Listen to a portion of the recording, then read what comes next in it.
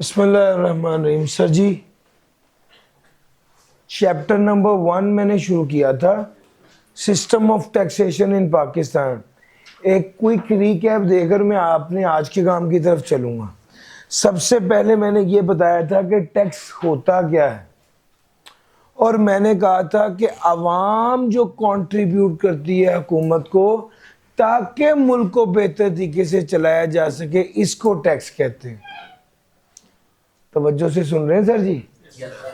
आवाम जो कंट्रीब्यूट करती है हुकूमत को ताकि मुल्क को बेहतर तरीके से चलाया जा सके।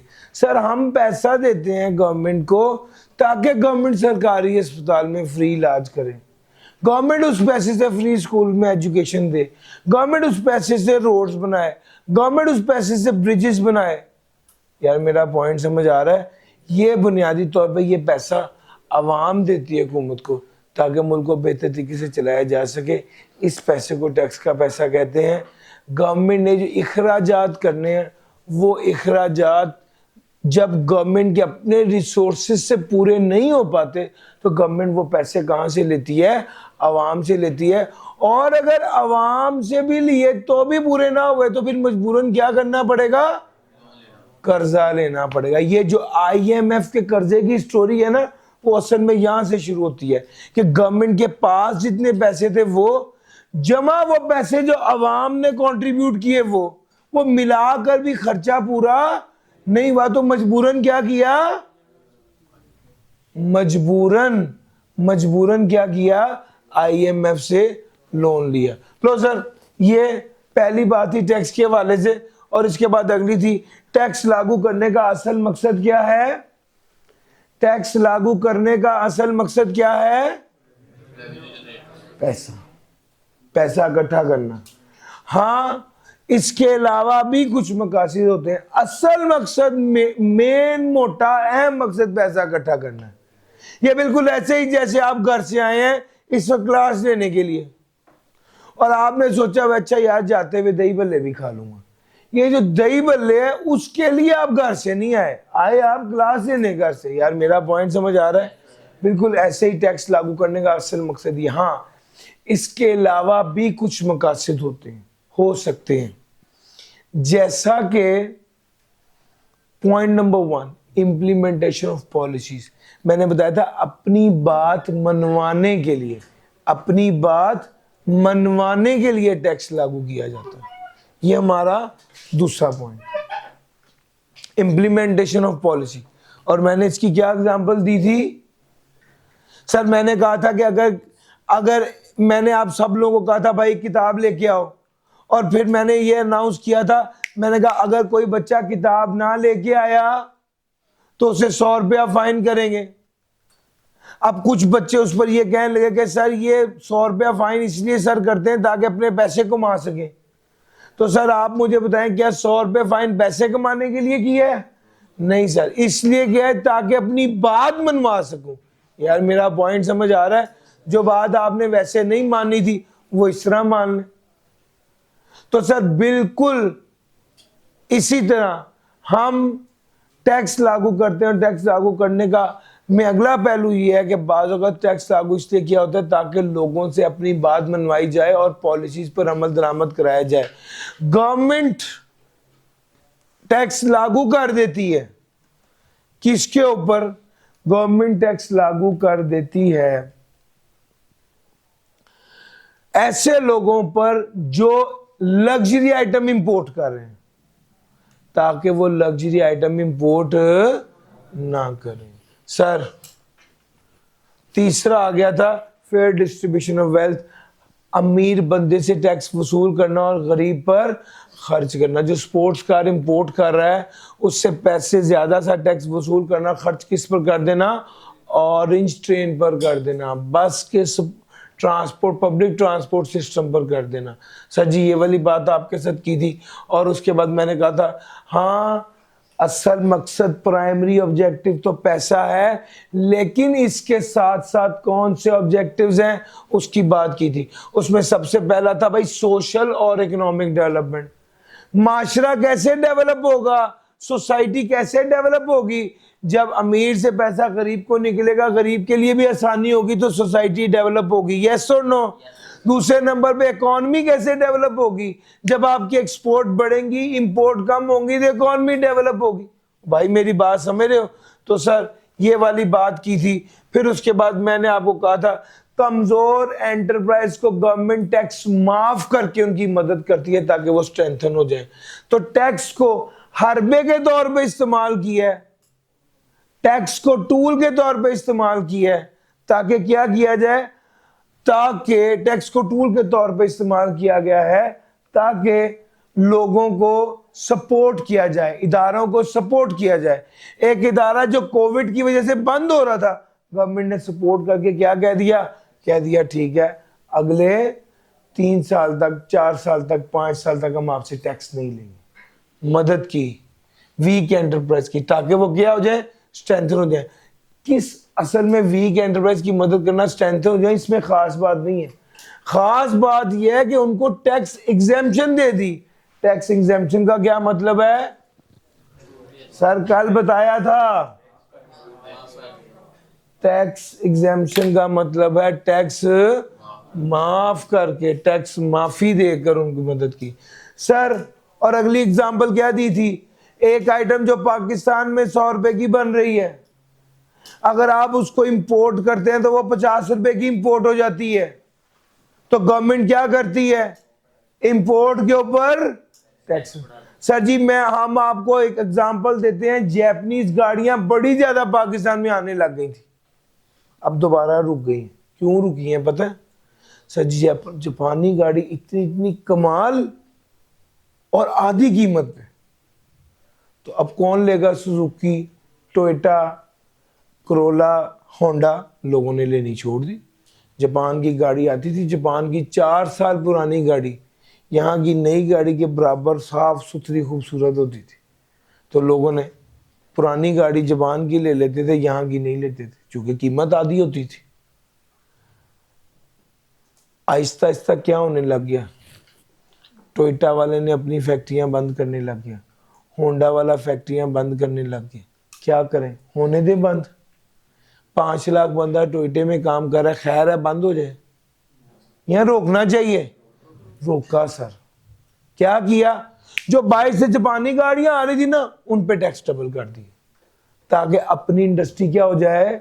प्रोटेक्ट हो जाए, अपनी इंडस्ट्री को बचा लिया। सर मेरा पॉइंट समझ आ रहा है? हमने अपनी इंडस्ट्री को बचाया है लोकल फॉरेन कंपटीशन से। सर जी जब बाहर से ऑर्डर आता है, और मैंने इसके लिए एग्जांपल दी थी, किसकी एग्जांपल दी थी? सर जी यूएसए की आर्मी ने टी शर्ट बनानी थी, उन्होंने बांग्लादेश से भी राब्ता किया, उसने बांग्लादेश से भी राब्ता किया, उसने पाकिस्तान से भी राब्ता किया और इंडिया से भी राब्ता किया। पॉइंट समझ आ रहा है? सर पाकिस्तान, बांग्लादेश पाकिस्तान से सस्ता बेच रहा था, तो उन्होंने क्या किया? फिर पाकिस्तान के टेक्सटाइल वाले बंदे ने गवर्नमेंट को कहा कि अगर आप हमारा 10 रुपए का टैक्स कम कर दे तो हम ये बिड विन कर जाएंगे। गवर्नमेंट ने टैक्स कम कर दिया। सर जी ट्रेड नेगोशिएशन के लिए टैक्स के टूल को इस्तेमाल किया जाता है as a bargaining tool in trade negotiation with other countries. आगे आ गया to counter the effect of inflation और डिप्रेशन। सर जी इन्फ्लेशन या डिप्रेशन के इफेक्ट को काउंटर करने के लिए यूज किया जाता है, to counter the effect of inflation या डिप्रेशन। उसके बाद आ गया अगला। सर आपको ये बात भी मैंने बताई थी कि इन्फ्लेशन के इफेक्ट को टैक्स कैसे काउंटर करता है, याद है ये वाली बात? सर जी 200 रुपए की फ्यूल प्राइस थी, 50 रुपए का टैक्स था। इंटरनेशनल मार्केट में फ्यूल की कीमत 225 हो गई, तो गवर्नमेंट ने क्या किया? टैक्स को 25 रुपए से कम कर दिया ताकि प्राइस क्या रहे? सेम रहे और महंगाई ना हो। तो counter the effect of inflation ये होता है sir. Fair distribution of wealth, reduce inequality in the distribution of wealth कह लें या फेयर डिस्ट्रीब्यूशन ऑफ वेल्थ कह लें, बात एक ही। To promote science and invention, finance educational activities और maintain and improve efficiency of local forces. Sir science और इन्वेंशन को प्रमोट करने के लिए, फाइनेंस एजुकेशनल एक्टिविटीज को प्रमोट करने के लिए और maintain and improve efficiency of local forces, to implement laws which eliminate discrimination among various elements in the market। Sir ऐसे लॉज को इम्प्लीमेंट करें जो डिस्क्रिमिनेशन को एलिमिनेट करता है, ऐसे लॉज को इम्प्लीमेंट करें। क्या मतलब सर, इसने यहाँ पर क्या बात कही है? सर जी अगर लाहौर में रेट कम है, मुल्तान में रेट ज्यादा है तो क्या करेंगे? पहले तो प्राइस डिस्क्रिमिनेशन का कॉन्सेप्ट आपके ज़हन में होना चाहिए, जिसमें वो कहता है कि मुख्तलिफ प्राइस मुख्तलिफ शहरों में चार्ज करना। ठीक हो गया? तो भाई मुल्तान में रेट है 110, लाहौर में रेट है 100, टैक्स दोनों पर कितना लगता है? 20 रुपये। तो लाहौर में चीज़ 120 की बिकती है, मुल्तान में चीज़ 130 की बिकती है। मुल्तान वाले कहते हैं हमारे साथ ज्यादती हो रही है। तो उस इफेक्ट को कैसे खत्म किया जाएगा, प्राइस डिस्क्रिमिनेशन को? सर टैक्स को क्या कर देंगे? कम कर देंगे। यार मेरा पॉइंट समझ आ रहा है? सर जी ये point, to discourage certain undesirable sectors and activities, undesirable sector और एक्टिविटीज को डिस्करेज करना। सिगरेट, पान, ये तंबाकू, छालिया, ये सारी चीजें ऐसी जिसका कोई फायदा नहीं है, ऐसी एक्टिविटी को डिस्करेज करने के लिए क्या करते हैं? टैक्स लगा देते हैं।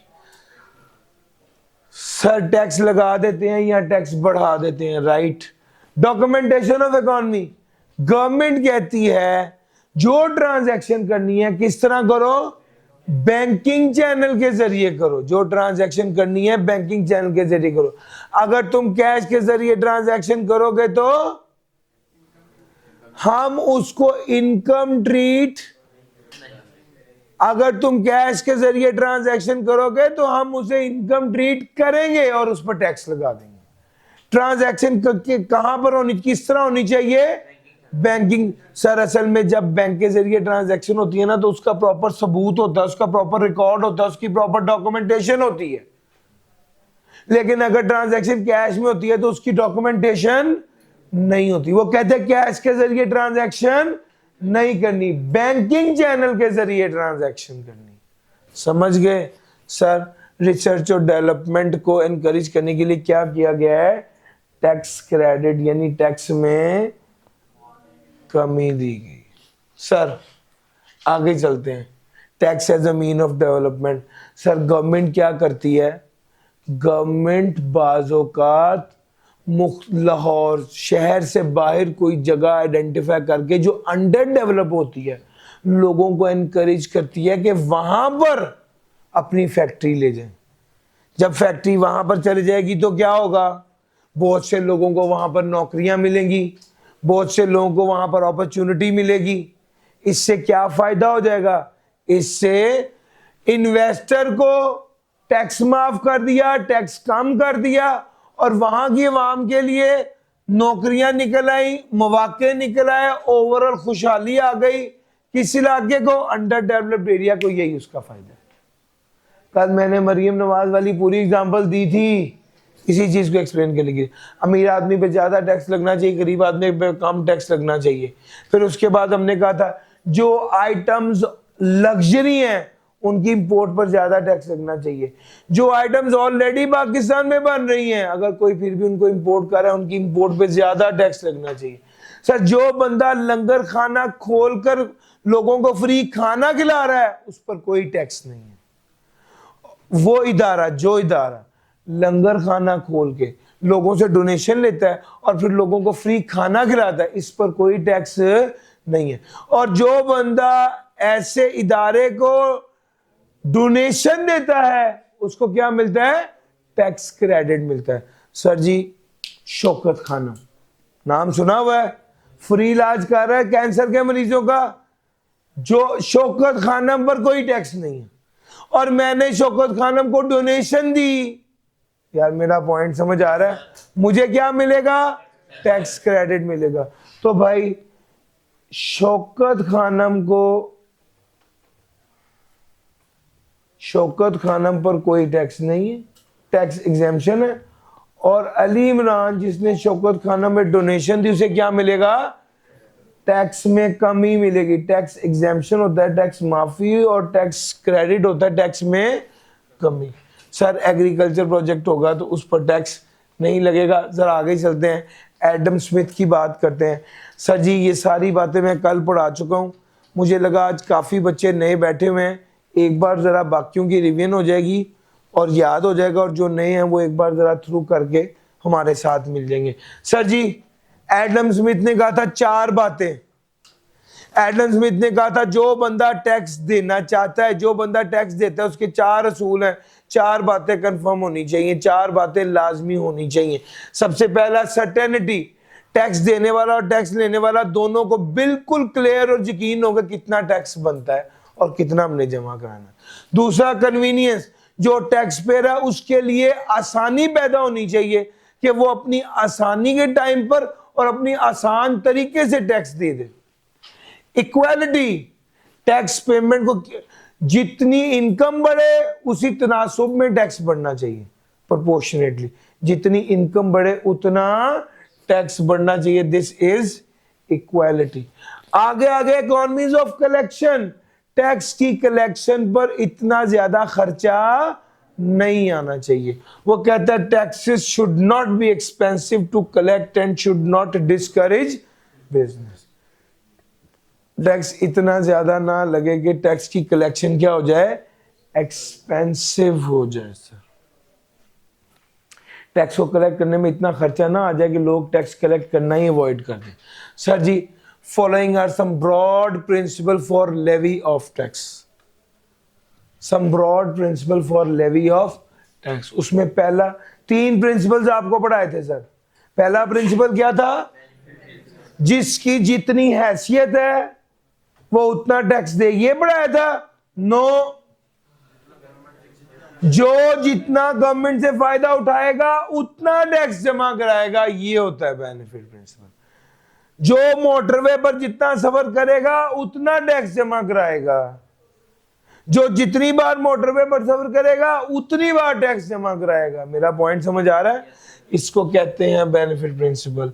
एबिलिटी टू पे प्रिंसिपल क्या है? जिसकी जितनी हैसियत होगी वो उतना टैक्स जमा कराएगा, यानी जितना अमीर होगा वो उतना ज्यादा टैक्स जमा कराएगा। सर ये एबिलिटी टू पे प्रिंसिपल। और इक्वल डिस्ट्रीब्यूशन प्रिंसिपल क्या था? सब लोग एक फिक्स परसेंटेज के तहत टैक्स जमा कराएंगे। यार मेरा पॉइंट समझ आ रहा है? सब लोग एक फिक्स परसेंटेज के तहत टैक्स जमा कराएंगे। सर जी इक्वल डिस्ट्रीब्यूशन प्रिंसिपल की बेस पर एक काइंड ऑफ टैक्स है जिसको कहते हैं फ्लैट टैक्स। और फ्लैट टैक्स ये कहता है, भाई ध्यान से अब इधर देखो, नोट मैं स्क्रीनशॉट शेयर करूंगा, तवज्जो से बात सुनना, मैं रिपीट कर रहा हूं। सर इनकम बढ़े, अब वो फ्लैट टैक्स क्या है? काइंड ऑफ टैक्सेशन में पहला टैक्स क्या है? Flat tax. फ्लैट टैक्स कहता है इनकम बढ़ेगी, इनकम बढ़ेगी तो टैक्स भी बढ़ेगा, इनकम बढ़ेगी टैक्स भी बढ़ेगा, लेकिन टैक्स रेट क्या रहेगा? फिक्स रहेगा। इसको कहते हैं फ्लैट या प्रोपोर्शनल टैक्स। गौर करना, इनकम बढ़ी, टैक्स बढ़ा, टैक्स रेट क्या रहा? सेम रहा। दूसरे नंबर पे आ जाओ, कंपनीज इनकम टैक्स। कंपनी की इनकम टैक्स जो है उस पर ये बात कर। दूसरे नंबर पे आ जाओ, एबिलिटी टू पे। इनकम बढ़ेगी, टैक्स बढ़ेगा, टैक्स रेट भी बढ़ेगा। यार आप गौर कर रहे हो, यहां पर इनकम बढ़ने से टैक्स रेट फिक्स रहा, यहां पर इनकम बढ़ने से टैक्स रेट बढ़ गया। यार मेरा पॉइंट समझ आ रहा है? सर इनकम बढ़ी, टैक्स बढ़ा, टैक्स रेट भी बढ़ा। सर इंडिविजुअल और एओपी भी जो टैक्स लगता है वो इस असूल के मुताबिक लगता है, कंपनी भी जो टैक्स लगता है वो फ्लैट के असूल के मुताबिक लगता है। तीसरा और सबसे जालिम टैक्स, इसका नाम ही जालिम टैक्स है। क्यों? सर इनकम बढ़ेगी, टैक्स फिक्स रहेगा, टैक्स रेट उल्टा। सर इनकम बढ़ी है, टैक्स रेट कम हो गई तो जुल्म है सर। और मेरा पॉइंट समझ आ रहा है? इसलिए मैं क्या कह रहा हूं, ये कौन सा टैक्स है?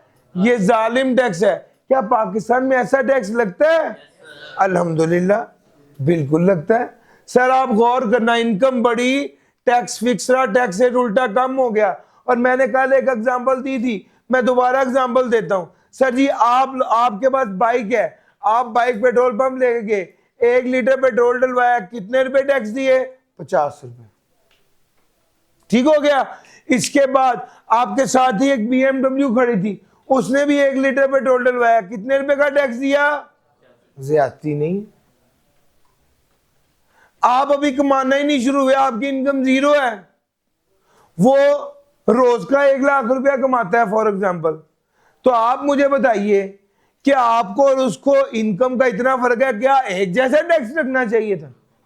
नहीं ना लगना चाहिए था। सर यही ज्यादती है। इनकम बढ़ती है, टैक्स सबके लिए 50 रुपए, अमीर आदमी के लिए कुछ भी नहीं, गरीब आदमी के लिए ज्यादा। और सर समझ आया? मैंने कल एक और बात कही थी, मैंने कहा था अगर मैं आप सबको कहूं कि 200 रुपए जमा करवाएं, तो आप में से जिस बच्चे की जेब में 10,000 है उसको कोई मसला नहीं होगा, फौरन 200 दे देगा। लेकिन जिसकी जेब में 250 है उसको 200 दे दे, थोड़ी सी दिल में कुछ कुछ हो जाएगा। तो यार मेरा पॉइंट समझ आ रहा है? वो इसलिए हो जाएगा क्योंकि उसके पास उसके लिए ये तकलीफ दे ज्यादा है। सर गरीब आदमी के लिए रिग्रेसिव टैक्स तकलीफ दे है, it is hard, very hard on him. वो ये वाला टैक्स उसके लिए बड़ा मुश्किल होता है। सर उसने जुमला लिखा हुआ है, रिग्रेसिव टैक्स सब लोगों के लिए एक जैसा होता है, लेकिन it hit lower income individual harder. जो जिसकी इनकम कम होती है उसके लिए बड़ा मुश्किल होता है, सख्त होता है। सर जी यहां तक मैंने कल पढ़ा दिया था, ऐसा ही है। सर आज की ताजा खबर सुनेंगे सर? ले सर, सबसे पहले characteristics of tax. Characteristics of tax, tax की खसूसियात। Tax is an enforced contribution, not voluntary in nature. Tax क्या है? Enforced contribution. एनफोर्स्ड किसको कहते हैं? सर लागू की गई, जबरदस्ती, मर्जी, चॉइस नहीं है। एग्जाम्पल लीजिए, सर आप मस्जिद में गए नमाज पढ़ने, आपने नमाज पढ़ी, नमाज पढ़ के फ्री हुई, तो आपने दूर से देखा एक बंदा टोकरी लेके आपकी तरफ आ रहा है। अब जब आपने देखा कि ये आपके करीब पहुंच गया, फौरन आपने 2 नफल की नियत करके अल्लाह अकबर फिर शुरू कर दी। अब वो बंदा जो आपसे कुछ चंदा लेने आ रहा था, वो बंदा वहीं पे मायूस हो गया। सर क्या वो जबरदस्ती आपसे मस्जिद के लिए चंदा ले सकता है?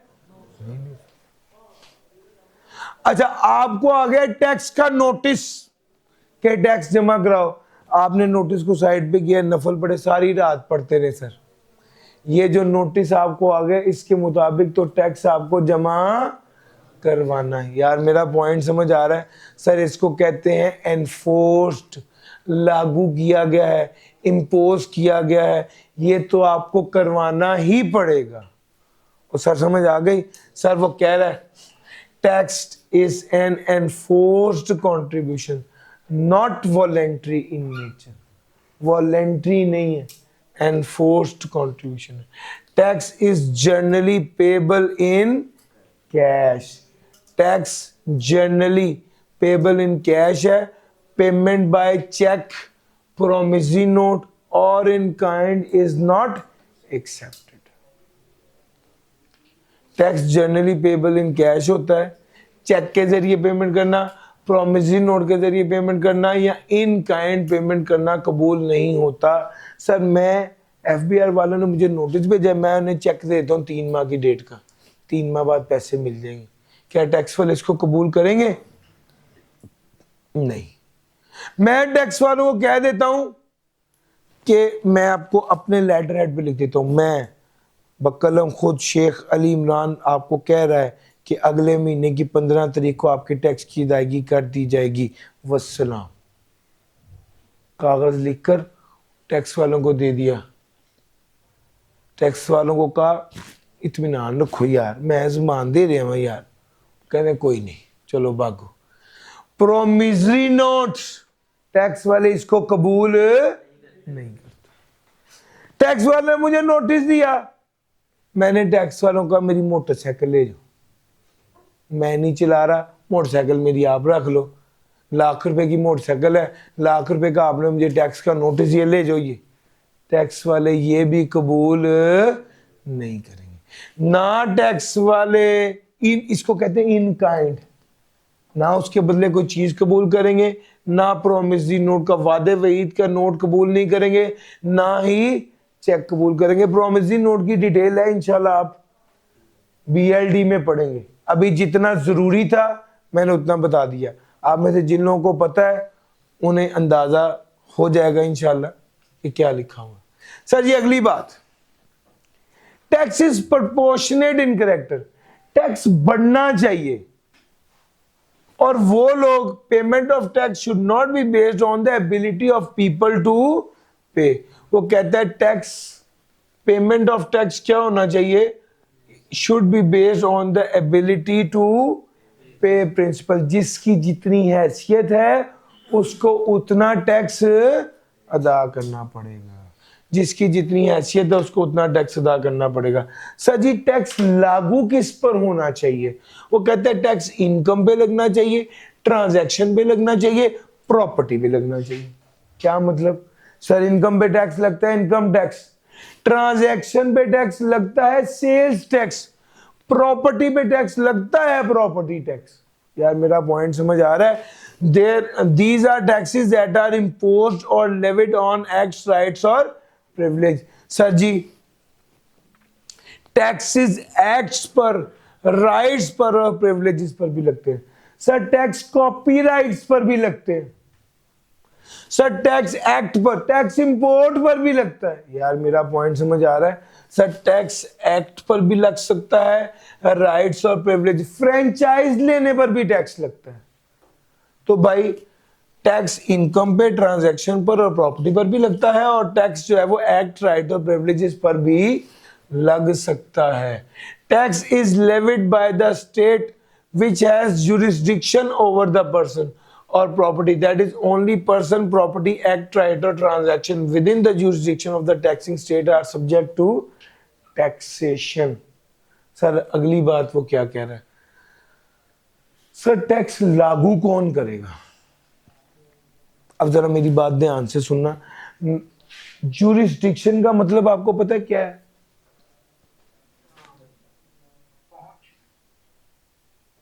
पहुंच, एरिया, जिसको कंट्रोल कर रहे हैं, जिसके कंट्रोल में जो चीज। आओ मैं आपको एक एग्जांपल देता हूं, आपके जहन में इसका कॉन्सेप्ट मजबूत हो जाएगा। सर जी मैं SBI से बाहर निकला और मेरा मोबाइल स्नैच हो गया, मोबाइल, पर्स वगैरह एक बंदे ने हेड पे गन रख के ले गया। अब जब वो ये चीज़ें लेकर गया तो मैं परेशान हो गया। मैंने कहा अब मैं क्या करूं। मैंने कहा यार जो होना था हो गया। मैं घर गया, घर जाकर कपड़े शपड़े चेंज किए तो मुझे घर वालों ने कहा कि आपका मोबाइल मिसयूज ना हो जाए, आपको फौरन FIR कटवा लेनी चाहिए। मैंने कहा अच्छा चलो ठीक है, हमारे घर के पास ही पुलिस स्टेशन। मैं थाने में चला गया, मैंने उस पुलिस स्टेशन में जाके कहा कि इस तरह मेरा मोबाइल स्नैच हो गया। उसने कहा ये वकूआ कहाँ पर हुआ है। मैंने कहा गार्डल टाउन SBI के पास। उसने कहा वो हमारी हदूद में नहीं, वो इलाका हमारी हदूद में नहीं। तो मैंने कहा फिर मैं क्या करूं। कहते आप गार्डन टाउन के थाने जाकर FIR दर्ज कराएं। जुरिस्डिक्शन का मतलब समझ आया है, एरिया ऑफ अथॉरिटी। मैं मॉडल टाउन रहता हूं, मॉडल टाउन के थाने की हदूद में गार्डन टाउन आता ही नहीं है। तो उसने क्या कह दिया, उसने कहा वो हमारी जुरिस्डिक्शन में नहीं है, इख्तियार में नहीं है, अथॉरिटी में नहीं। सर आपको कोई, आज के पुलिस वाले वाह ही पकड़े हैं, आपको कोई सार्जेंट पकड़ के कह दे कि बाइक के कागजात दिखाओ, तो वो उसकी अथॉरिटी में नहीं है। वो आपको ये तो कह सकता है कि आप लाइसेंस दिखाओ, वो आपको ये तो कह सकता है कि आपने हेलमेट क्यों नहीं पहना, ये नहीं कह सकता कि बाइक के कागजात दिखाओ। ये पुलिस की अथॉरिटी में, सार्जेंट की अथॉरिटी में नहीं। पॉइंट समझ आ रहा है? सार्जेंट आपकी ड्राइविंग के हवाले से जो इशू होगा उसको देखेगा, बाइक आपकी ओनरशिप में है या नहीं, इसके लिए कि कौन है, पुलिस। आपको एक पुलिस वाला बंदा रोकता है, वो कहता है जी लाइसेंस दिखाओ, वो कहते हैं आपने हेलमेट क्यों नहीं पहना, उसको कोई यार आपकी काम है ये, आपका काम है, आप ये देखो कि भाई मेरे कागजात हैं बाइक के मेरे पास, चोरी की तो नहीं है, ये आपका काम है। यार मेरा पॉइंट समझ आ रहा है? इस तरह जुरिस्डिक्शन अथॉरिटी को कहते हैं। सर अब मुझे एक बात बताएं, जो प्रॉपर्टी पर टैक्स है ना वो सूबे लगाते हैं, विफाक नहीं लगाती। अब ये पता है सूबे और विफाक क्या होते हैं? सूबे और विफाक क्या होते हैं? सर मरियम नवाज सूबा है, शहबाज शरीफ विफाक। मुख्तसर मरियम नवाज सूबा पंजाब की गेम कर रही है और शहबाज शरीफ जो है वो पूरे पाकिस्तान को देख रहा है। यार मेरा पॉइंट समझा है? तो मरियम नवाज जो है वो सूबे की बात कर रही है और शहबाज शरीफ जो है वो पूरे मुल्क की बात कर रहा है। तो जो हमारे कोर्स में सिलेबस है ये सारे का सारा वो है जो विफाक ने लागू किया हुआ है, वरना कराची का पेपर और होता, लाहौर का पेपर और होता, वो सिंध है, ये पंजाब है। यार मेरा पॉइंट समझ आ रहा है? आपको बताता चलूं, प्रॉपर्टी पर जो टैक्स है ये सूबा लगाता है। प्रॉपर्टी पे टैक्स कौन लगाता है? सूबा लगाता है। इनकम पर जो टैक्स है ये विफाक लगाता है। मैंने एक प्लॉट खरीदा कराची में, बैरिया में, क्या मुझे पंजाब गवर्नमेंट, पंजाब की टैक्स अथॉरिटी नोटिस भेज सकती है मुझे उस टैक्स की, उस प्रॉपर्टी के बारे में जो सिंध में है? नहीं भेज सकती। क्यों? सर उसकी जुरिस्डिक्शन में ही नहीं आ रहा वो वाला प्लॉट। मेरा पॉइंट समझ आ रहा है? हाँ, सिंध गवर्नमेंट मुझे नोटिस भेज सकती है उस प्रॉपर्टी के टैक्स के हवाले से। मेरा पॉइंट समझ आ रहा है? सर प्रॉपर्टी पर टैक्स लगना है तो उसके हवाले से जो मेन पॉइंट है वो यही है कि सर जिस पर्सन की अथॉरिटी होगी वो पर्सन आपको पूछ सकता है, दूसरा बंदा आप पर टैक्स लागू नहीं कर सकता। सर मैं ये एसबीआई जिस आरटीओ की, जिस टैक्स ऑफिस की जुरिस्डिक्शन में है वही टैक्स ऑफिस यहां पर आके इनसे पूछेगा। जिस तरह पुलिस के थाने होते हैं ना, इसी तरह टैक्स के आरटीओ, रीजनल टैक्स ऑफिस होते हैं। जिस आरटीओ की हदूद में एसबीआई है वो आरटीओ इधर आके जरूर पूछेगा कि भाईजान क्या सिस्टम है, क्या निजाम है, क्या इनकम है, क्या टैक्स है।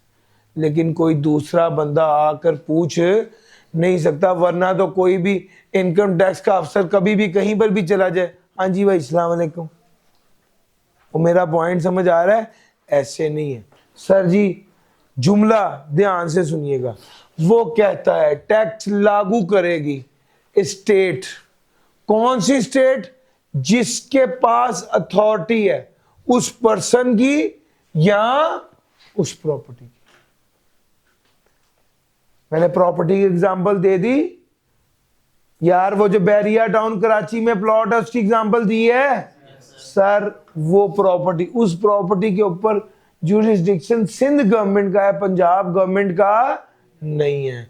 और यहां पर जो पर्सन हूं मैं हूं, एसबीआई है हमारा, ये जो पर्सन है इसकी बात करूं, which has jurisdiction over the person, jurisdiction over the person। तो भाई टैक्स लागू किया जाएगा स्टेट पर जिसके पास जुरिस्डिक्शन है, जिसके पास अथॉरिटी है उस बंदे के ऊपर। जिस आरटीओ, जिस टैक्स ऑफिस की हदूद में आप फॉल करेंगे वो टैक्स ऑफिस आपको कहेगा, आपसे कह सकता है, आप पे टैक्स लागू कर सकता है। समझ गए सर? आगे चलते हैं। सर आपको पता है टैक्स को लागू कौन करता है? Law making body of the state. Sir FBR, sir federal board of revenue. और टैक्सेशन लॉज की मंजूरी कहां से होती है? पार्लियामेंट। पार्लियामेंट में कौन शामिल है? पार्लियामेंट में नेशनल असेंबली शामिल है। पॉइंट समझ आ रहा है? पार्लियामेंट में नेशनल असेंबली शामिल है। वैसे तो पार्लियामेंट में सेनेट भी शामिल होता है, नेशनल असेंबली भी शामिल होता है, प्रेसिडेंट भी शामिल होता है, लेकिन ये जो मामला है ना इनकम टैक्स का, ये नेशनल असेंबली का अप्रूवल इसमें लाजमी होता है। सर वो कहता है टैक्स को लागू किया जाता है पब्लिक पर्पस के लिए and to support the government. Sir ji tax का कानून FBR लागू करेगा और ये मंजूर शुदा होगा पार्लियामेंट से। और अगली बात ये है कि टैक्स किसके लिए होता है? टैक्स लागू करके जो पैसा होता है कहां पर खर्च होना चाहिए? 4 चीजों पर। चीज नंबर 1 सेहत, चीज नंबर 2 तालीम, चीज नंबर 3 इंफ्रास्ट्रक्चर। सर चीज नंबर 4 सबसे अहम सिक्योरिटी, दिफा, चाहे दूसरे मुल्कों से दिफा हो, आर्मी हो, चाहे विद इन पाकिस्तान दिफा हो, जो पुलिस है वो। सर समझ आ रहा है?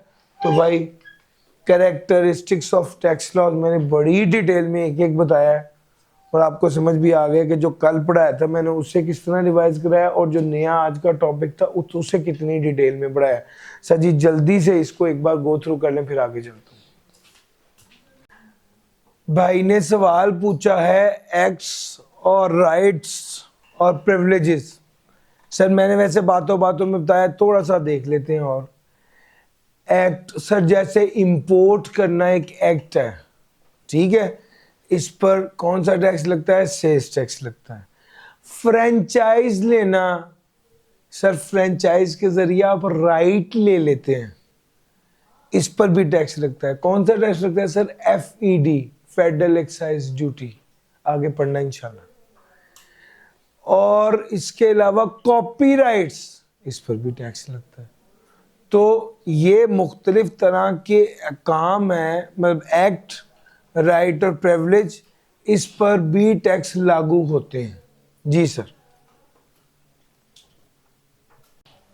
सर जी अगली जो डिस्कशन हमने करनी है वो है principle of sound taxation system. Sound कहते हैं तगड़ा, अच्छा। सर साउंड टैक्स सिस्टम के क्या प्रिंसिपल्स हैं? इसमें सबसे पहला फिस्कल एडिक्वेसी। अच्छा जरा इसकी बात कर लेते हैं और इसको समझाने के लिए मैं एक एग्जांपल पिच करता हूं कि सर आमतौर पे बहुत से बच्चे आउट स्टेशन से यहाँ पर आए होते हैं और लाहौर में रह रहे होते हैं, तो उनका सबसे पहला टारगेट पता क्या होता है? यार हम पढ़ तो रहे हैं, बस इतने पैसे कमा लें कि हमारे खर्चे पूरे हो जाएं, हमें घर से पैसा ना मंगवाना पड़े। अच्छा वो ये काम करने के लिए अक्सर क्या करते हैं? होम ट्यूशन पढ़ा लेते हैं, या दूसरा क्या काम करते हैं? ऑनलाइन को छोटा मोटा काम कर लेते हैं। टारगेट होता है कि यार इतने पैसे कमा लें कि अपना खर्चा निकल आए।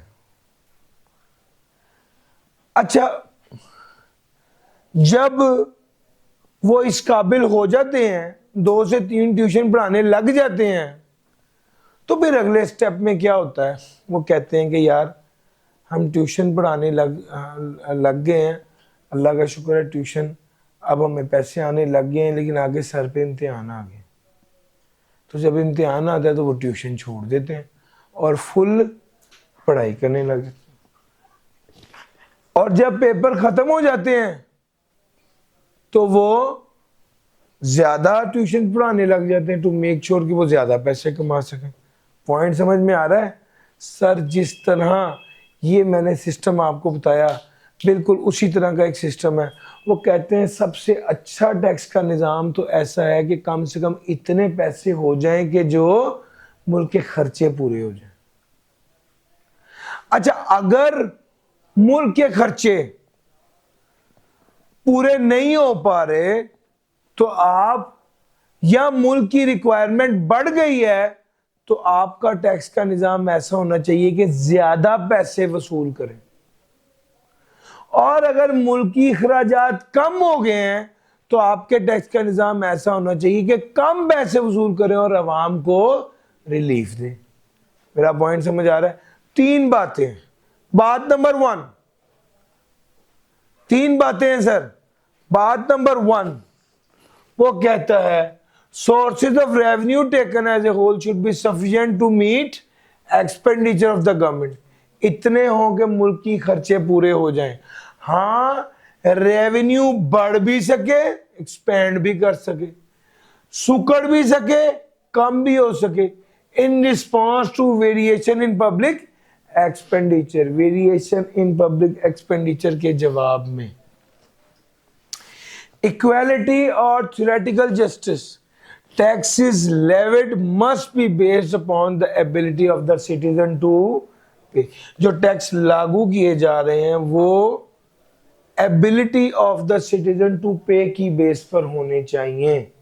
जो टैक्स लागू किए जा रहे हैं वो ability of the citizen to pay की बेस पर होने चाहिए। सर, फिस्कल एडिक्वेसी आ गया, इक्वालिटी और थ्योरेटिकल जस्टिस आ गया। तीसरा administrative feasibility. Sir, administrative feasibility में उसने 4 बातें कही। बात number 1, tax should be clear and plain. पहले कभी पढ़ा है ये? एडम स्मिथ, वो पढ़ा है सर? एडम स्मिथ यही तो कहते थे। सर, तीसरा पॉइंट देखिएगा, convenience as to time and manner. ये कभी पढ़ा है? एडम स्मिथ ये भी कहता था। सर, अगला पॉइंट देखिएगा, not unduly burdensome to discourage business activity. ये कभी पढ़ा है? सर, इकोनॉमी ऑफ कलेक्शन में यही तो पढ़ा है। तो ये तीनों बातें तो पहले पढ़ी। हाँ, चौथी बात है जो दूसरे नंबर पे लिखी हुई, वो कहता है टैक्स का निजाम संभालने वाले लोग एडिक्वेट एंड वेल ट्रेंड, मिकदार में, तादाद में भी काफी होने चाहिए और ट्रेनिंग में भी काफी होने चाहिए। सर जी, एडिक्वेट कहते हैं तादाद और वेल ट्रेंड कहते हैं काबिलियत। तादाद में भी काफी होने चाहिए और काबिलियत में भी काफी होनी चाहिए। भाई मुश्किल तो नहीं लग रहा? तादाद में भी काफी होनी चाहिए और काबिलियत में भी काफी होनी चाहिए।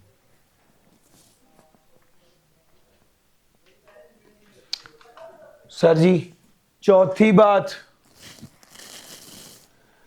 सर आपके मुल्क के गोल्स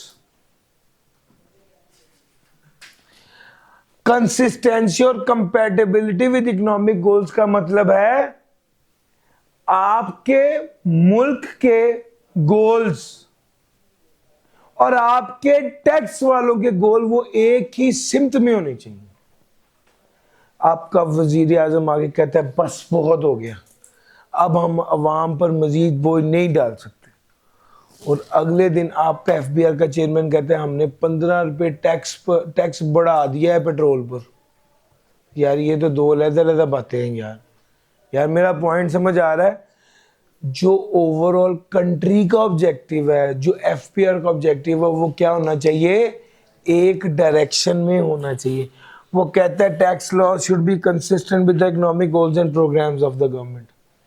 कौन से programs? Which pertain to basic service intended for masses. वो प्रोग्राम्स जो कि बुनियादी सहूलियात से मुतल्लिक हैं, किसके लिए? आवाम के लिए। मैसेज का मतलब क्या है? आवाम, बेसिक सर्विसेज, बुनियादी सहूलियात। यार मेरा पॉइंट समझ आ रहा है? तो भाई 4 पॉइंट उसने गए हैं। सबसे पहले बड़ी बार आया पास पेपर में भाई, सबसे पहला फिस्कल एडिक्वेसी, इतने पैसे कमा लो कम से कम के खर्चे पूरे कर सको। दूसरा पॉइंट सर, इक्विटी या थ्योरेटिकल जस्टिस, जिसकी जितनी हैसियत है उतना पे करे। तीसरा एडमिनिस्ट्रेटिव फिजिबिलिटी में 4 बातें थी। बात number 1, tax should be clear and plain. बात नंबर 2, कन्वीनियंट। बात नंबर 3, अनड्यू बर्डनसम नहीं होना चाहिए। बात नंबर 4, टैक्स को एडमिनिस्टर करने वाले तादाद में भी और मिकदार काबिलियत में भी इतने होने चाहिए कि वो निज़ाम मैनेज कर लें। और बात नंबर पॉइंट नंबर 4 क्या था सर? कंसिस्टेंसी और कंपैटिबिलिटी विद इकोनॉमिक गोल। आपके इकोनॉमी का जो गोल है और जो एफपीआर का गोल है, they should be in line, pertain to the basic service intended for masses। और सर एक बार जल्दी से पढ़ें फिर आगे चलता हूं। सर जी इसके फौरी बाद मुझे आपको करवाना है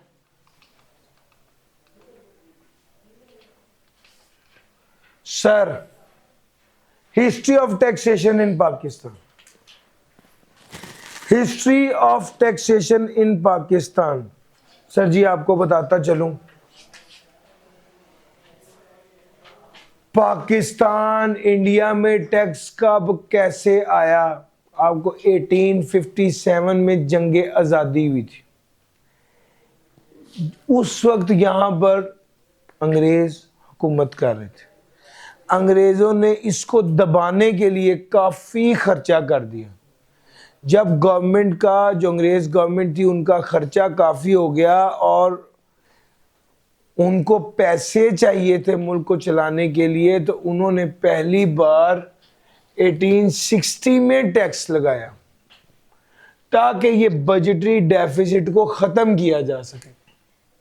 अच्छा, ये टैक्स का निज़ाम बड़ा ही बोंगा निज़ाम था, कोई ख़ास काम का नहीं था। 1860 में लगाया और 1865 में रिपील हो गया, मनसूख हो गया, ख़त्म हो गया।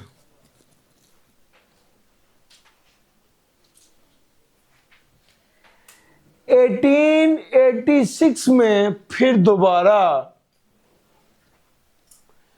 1886 में दोबारा से टैक्स लागू किया गया, जो कौन सा टैक्स था? जनरल इनकम टैक्स था। The Income Tax Act of 1886 was a general income tax that had been imposed on trader by some of the provinces। 1886 में दोबारा टैक्स, इनकम टैक्स का लागू किया गया, जो क्या था? जनरल इनकम टैक्स था, that had been imposed on trader by some of the provinces. 1886 में दोबारा टैक्स लगा, जो जनरल इनकम टैक्स था। और ये सिर्फ किस पे लगता था? मैन्युफैक्चरर पे नहीं, सैलरी वालों पर नहीं, सिर्फ ताजिरों पर लगता था। क्या पूरे हिंदुस्तान में हर जगह पर? नो, सिलेक्टेड सूबों पर। बहरहाल ये अच्छा कानून था। कोई कानून कितना अच्छा है इसको देखने का, और इसको देखने का एक आसान तरीका ये कि वो कितना देर तक लागू रहता है, वो कितनी जल्दी ऑब्सोलीट हो जाता है। इसका मतलब है वो हल्का कानून है, उसने फ्यूचर की चीज़ों को कंसीडर नहीं किया, वो मनसूख हो जाता है, ख़त्म हो जाता है। आप देखें अल्लाह ताला का कानून कैसा कानून है, और कुरान पाक कैसी किताब है कि 1400 साल गुजरने के बाद भी उसकी एक लाइन ऑब्सोलीट नहीं हुई। सर मेरा सर कानून है ना, कानून मिसाल के तौर पे जब बनता है तो तब फ्यूचर की चीज़ों का जो कंसीडर करता है, फ्यूचर की चीज़ों को, वही बेहतर कानून बनाता है। और अगर ज़िंदगी गुजारने का कानून अल्लाह ताला खुद बना रहा हो, जो इस कायनात का क्रिएटर है, तो फिर उसका कानून तो कभी खत्म नहीं होगा, क्योंकि उसको तो एग्जैक्टली पता है कि फ्यूचर में क्या क्या हो सकता है। यार मेरा पॉइंट समझ आ रहा है? तो अल्लाह ताला का बनाया हुआ कानून है, कुरान पाक उस किताब में है, और वो देखें वो कभी भी ऑब्सोल्यूट नहीं। मिसाल के तौर पे अगर कुरान पाक में लिखा होता 1400 साल पहले, तो तसव्वुर नहीं ना था कि इंसान हवा में उड़ेगा।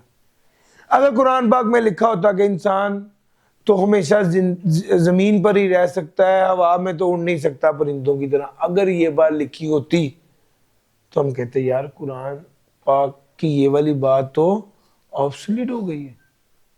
मेरा पॉइंट समझ आ रहा है सर?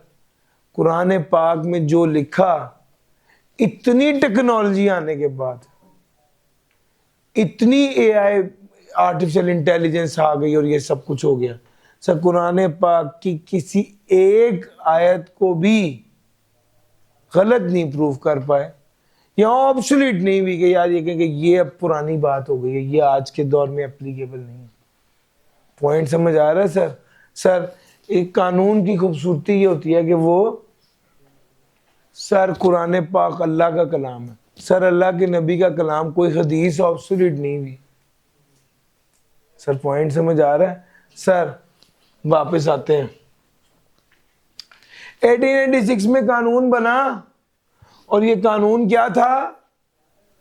ये कानून ट्रेडर पर लागू था, कुछ प्रोविंसेस की जनरल इनकम टैक्स था। उसके बाद 1914 से 1918 में क्या शुरू हो गई? पहली जंगे जी, उसमें इनका भी बड़ा रोल था, गोरों का, अंग्रेजों का। 1917 में इन्होंने ग्रेजुएटेड टैक्स एक्ट बनाया, जो सिर्फ उन लोगों पर लगता था जिनकी इनकम 50,000 से ज्यादा थी। 1917 में ग्रेजुएटेड सुपर टैक्स एक्ट बनाया उन लोगों पर जिनकी इनकम 50,000 से ज्यादा थी। सर उस दौर में 50,000 का मतलब समझते हैं? कम से कम आज का 5 करोड़ रुपया। तो यानी ये भी बहुत कम लोगों पर ही लगता था। और अनडिस्ट्रीब्यूटेड प्रॉफिट्स, सर आपको तो पता है कंपनी प्रॉफिट कमा कर शेयर होल्डर को दे देती है डिविडेंड, पता है ना? तो जो शेयर होल्डर को भी तकसीम ना किया जाए उसे क्या कहते हैं? इस अनडिस्ट्रीब्यूटेड प्रॉफिट पर भी टैक्स लागू किया गया, यानी 50,000 से ऊपर और अनडिस्ट्रीब्यूटेड प्रॉफिट कंपनी के। 1918 में फिर दोबारा जंग की वजह से अमेंडमेंट आई। 1920 में 1917 के एक्ट में दोबारा तब्दीली की गई, लेकिन 1922 में जो कानून आया ना, ये बड़ा कमाल था। इसने 1886 का कानून, 1917 का कानून, 1918 का कानून, 1920 का कानून, सबको जोड़कर एक कमाल किस्म का कानून बनाया। ये बहुत अच्छा कानून था। 1947 में पाकिस्तान बन गया। पाकिस्तान बना तो पाकिस्तान में टैक्स का कौन सा कानून लागू हुआ? सर जी 1922 वाला एज इट इज लागू हो गया। पता है कब तक लागू रहा? 1979 तक। 1979 में जाकर पहली बार पाकिस्तान का अपना कानून बना, ज़ियाउल हक के दौर में। ज़ियाउल हक के दौर में पहला कानून बना। फिर 2001 में परवेज मुशर्रफ के दौर में इनकम टैक्स का दूसरा कानून बना, जो आज तक चल रहा है, आज तक चल रहा है। अब मेरा आपसे एक सवाल है कि सर टैक्स तो हर साल चेंज होता है, तो ये 2001 का कानून आज तक कैसे चल रहा है? सवाल समझ में आ गया? टैक्स का कानून हर साल अपडेट होता है, और आपको मैं कह रहा हूं कि 2001 का कानून आज तक चल रहा है। ये चक्कर क्या है? आ जाओ मेरे साथ। हर साल जून के फर्स्ट वीक में, हर साल जून के फर्स्ट वीक में क्या होता है? बजट पेश किया जाता है।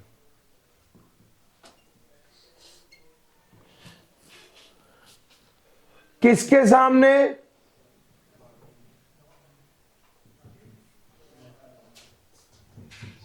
पाकिस्तान की पार्लियामेंट के सामने, नेशनल असेंबली के सामने। नेशनल असेंबली जब इसको अप्रूव कर देती है तो ये क्या बन जाता है? फाइनेंस एक्ट बन जाता है सर। अभी इस वक्त चल रहा है दिसंबर 2025।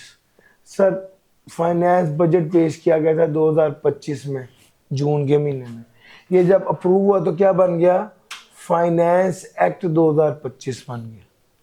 ये फाइनेंस एक्ट 2025 के जरिए इसके जरिए क्या हुआ जाता है? इनकम टैक्स 2001 में, ये वाला इनकम टैक्स 2001 में क्या की जाती है? तरमीम की जाती है, अमेंडमेंट्स की जाती हैं। ये बिल्कुल ऐसा ही है कि जैसे आपके पास मोबाइल है और आपको स्टोरेज का इश्यू आ रहा है, तो आप मोबाइल बेचकर नया नहीं लाते, बल्कि आप उसके अंदर एक कार्ड डाल देते। यार मेरा पॉइंट समझ आ रहा है? अब बाजों का, चूंकि मैं डाटा भी पढ़ा रहा हूं, तो बाजों का डाटा वाली एग्जांपल भी यहां पर उड़ के आ जाती है, उसको भी समझ लीजिएगा। सर बजाय इसके कि मैं मोबाइल बेचकर नया मोबाइल ले आऊं, मैं क्या कर देता हूं? मेमोरी कार्ड मोबाइल के अंदर डाल देता हूं, फॉर एग्जांपल 64 GB का। चलो 64 GB तक तो ये मजीद सुन। इसी तरह ही बजाय इसके कि हम ये कानून ही पूरा तब्दील करें, हम हर साल क्या कर देते हैं?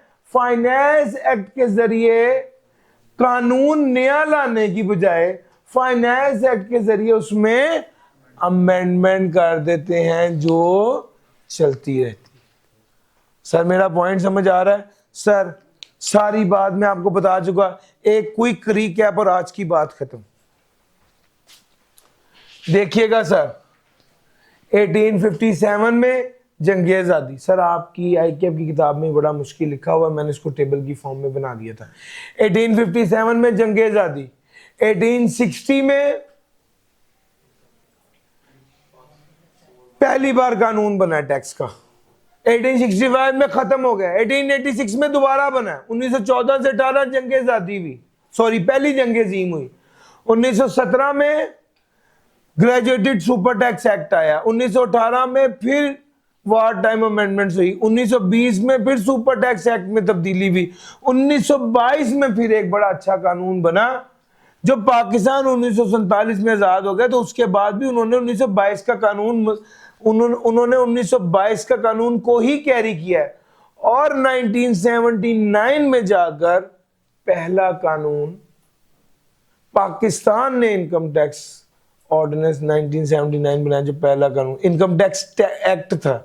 सॉरी इनकम टैक्स ऑर्डिनेंस था। जियाउल हक जो है ना वो सदर था, सदर जो है ना वो ऑर्डिनेंस पास करता है। इनकम टैक्स ऑर्डिनेंस 1979 था। फिर 2001 आया तो क्या हुआ?